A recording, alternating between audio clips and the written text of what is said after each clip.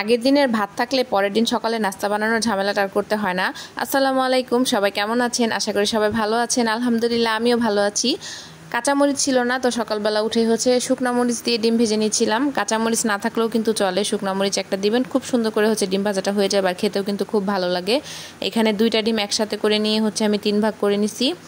আগের দিনের কিছু পানি ভাত ছিল, মানে ভাত ছিল, ওটাতে পানি দিয়ে রাখছি যে সকালবেলা খেতে পারবো।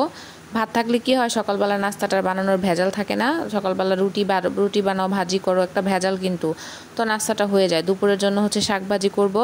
এখানে কিছু এলেঞ্চা শাক ছিল আর কিছু ডাঁটা শাক ছিল, অল্প অল্প ছিল, তাই আমি একসাথে করে লবণ দিয়ে সেদ্ধ করে নিছি।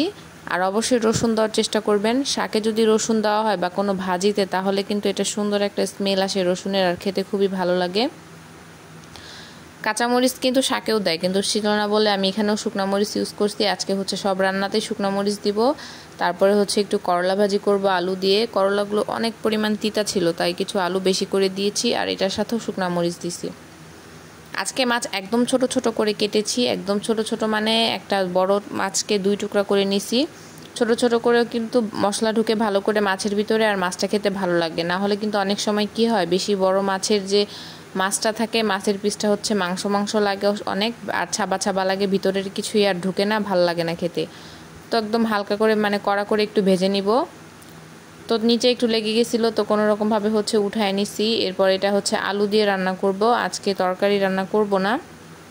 তরকারি আমরা প্রায়ই খাই, আমার ভিডিওতে যারা দেখেন তারা দেখেন যে আমি তরকারি, বেশিরভাগই আমাদের তরকারি খাওয়া হয়।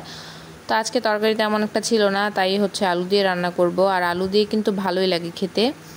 এখানে পেঁয়াজ দিয়ে দিছি, আর আদা রসুন আমি একবারে 1 বাটি করে রেখে দিছি, ব্লেন্ডার করে নর্মালি রেখে দিই, তারপর বের করে খাই। তারপর মশলা সব দিয়ে দিছি একসাথে।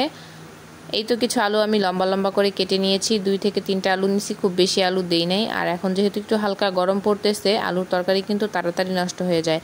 হয়তো দেখা যায় দুপুরে খাওয়ার পর সন্ধ্যার মধ্যে এটা জাল দিয়ে রাখতে হয়, আবার ফ্রিজে রেখে দিলেও হয়, কারণ রাতে গরম করতে করতে 9টা বেজে যায়। আমরা রাতে 9টার পরেই খাওয়া দাওয়া করা হয়, অনেক সময় 10টাও বেজে যায়।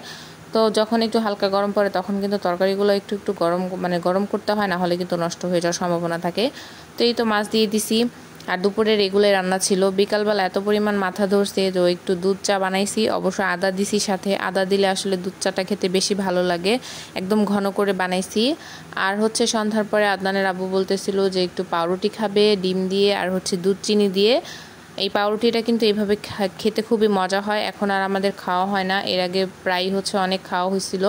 যেহেতু রোজার মাস গেছে মাঝখান দিয়ে, তখন আর খাওয়া হয় না রোজার মাস। তো এখন এই যে আবদার করছে যে খাবে, তো সব এনে দিছে আমাকে। তারপর চিনি দিলাম, 3টা ডিম।